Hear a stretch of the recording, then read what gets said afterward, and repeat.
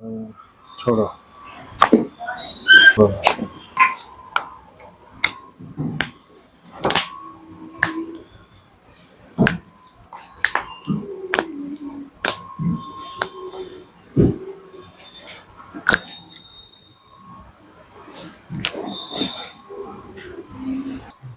छोड़ो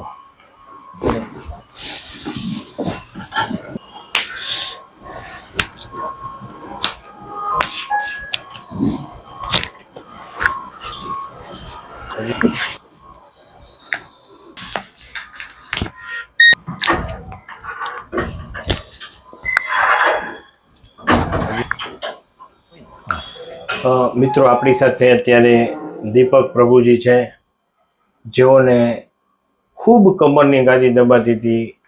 તો આપણે એનો MRI જોઈશું, એના ફોનમાં છે.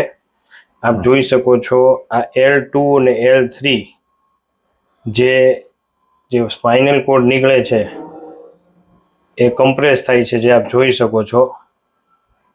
આ L2 ને L3 અને L4 ને L5 માં પણ છે, આપ જોઈ શકો છો.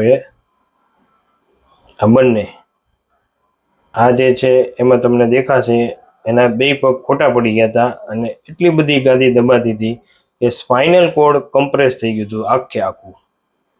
કાકાનો રિપોર્ટ પણ છે, જે આપ જોઈ શકો છો આમાં.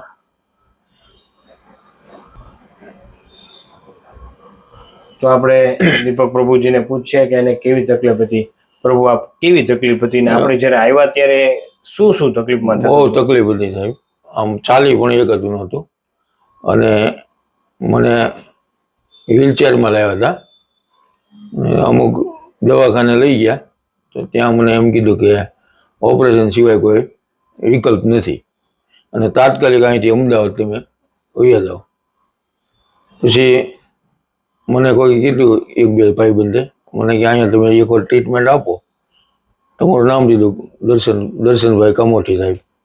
તો મેં કીધું ચાલો ત્યાંથી એક વાર જઈએ, નહીં તો પછી ઓપરેશન તો છે જ. તે અહીંયા આવ્યા અમે આપણા દવાખાને. 8 થી 9 ટ્રીટમેન્ટ લીધી. અત્યારે હું ઓલરેડી કામે કરી શકું છું, હરું છું, ફરું છું, 2 વ્હીલર લઈને જાઉં છું, 2-3 કિલોમીટર ચાલી શકું છું આરામથી, કોઈ પ્રોબ્લેમ નથી. વાહ ભાઈ વાહ.